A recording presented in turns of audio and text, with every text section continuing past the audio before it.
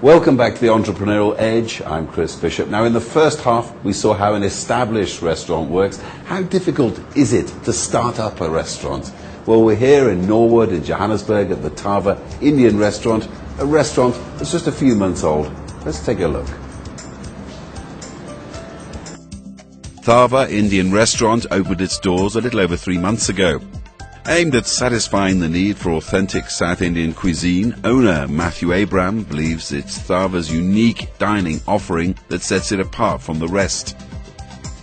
So tell us a bit about your background and how you came into the restaurant business.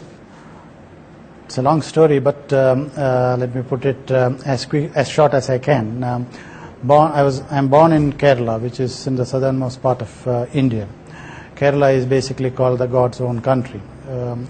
It's well known for its the natural beauty and the food. Plus, it has also got the herbal treatment, which is Ayurvedic treatment. So, having come from Kerala, which is God's own country, we feel the food we have is absolutely divine. I left Kerala somewhere around in the early 80s. And came to South Africa in '95. So the long absence from home and the lingering memories of what food my mom used to make made me feel there is a chance that I can recreate those dishes back here. And probably with that authentic taste which I can create, I can definitely find a good receptive audience here in South Africa. What is it about your food that makes it different too? There's a lot of Indian restaurants in town here.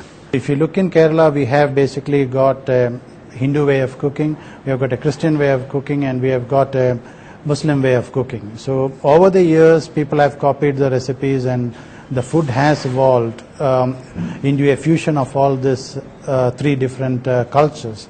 And with the spices, which is basically available in that part of the country, has created a unique flavor and a type of food which appeals to the rest of the world, I should say. So there are certain specific dishes which is very typical of South Indian, and also there are dishes which are specifically made in Kerala only.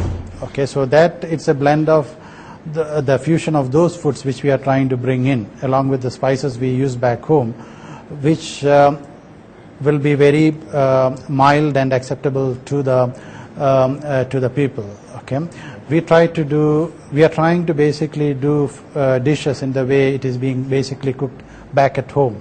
We are not trying to do it on a commercial scale. So that should make the difference between the normal food what you get in other places and what you can find in Thava. A lot of people sit there and dream and say, I want to have my own restaurant one day. A lot of advice from the people in the industry is don't do it, it's going to cause you headaches. What do you say? It's a tough industry, no doubt about it. So having come from another tough industry, which is where I am based, I thought this will be much easier business to run, but it is not as easy as I thought. Not the basic day-to-day running of it. See, the way I have placed this restaurant, I have to make this into a designation restaurant, a designation place. That requires a lot of marketing and PR work.